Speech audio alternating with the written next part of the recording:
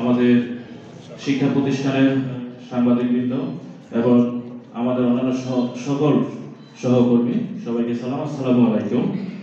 আমরা অত্যন্ত আনন্দিত যে আমাদের সম্মানিত জেলা প্রশাসক স্যার আমাদের আওতায় বিভিন্ন ধরনের সার এবং আমাদের হাইব্রিড এবং উৎসী বীজ বিতরণ অনুষ্ঠান আছে।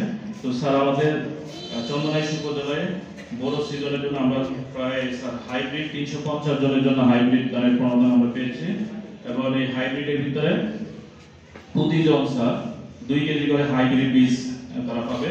আমাদের উৎসী আছে স্যার 260 জন।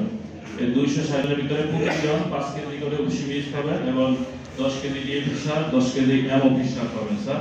আমরা চেষ্টা করতেছি স্যার, আমরা আগের প্রণোদনাগুলো আমরা উপজেলা প্রশাসনের এবং আমাদের পাহাড়ি অঞ্চলে বিভিন্ন ধরনের দেশীয় ফলের আবাদ হচ্ছে স্যার, দিন দিন আবাদ বাড়তেছে এবং বিশেষ করে দোকানদারি অঞ্চলে স্যার আমাদের শাকসবজির একটা মৌসুম স্যার। আপনি স্যার জানেন স্যার, আমাদের প্রায় চট্টগ্রামের বিশাল একটা অংশ সবজি আমাদের দোকানদারি থেকে প্রতিদিন যায় স্যার।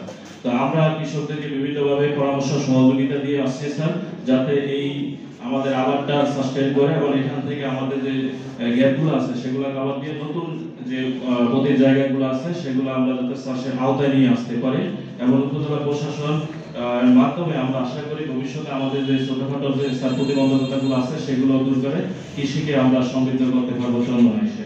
তো স্যার আমি বাড়াচ্ছি না স্যার, সবাই প্রতি কৃতজ্ঞ, আপনার প্রতি আন্তরিক কৃতজ্ঞতা প্রকাশ করে আমার সংক্ষিপ্ত বক্তব্য এখানে শেষ করছি। ধন্যবাদ সবাই।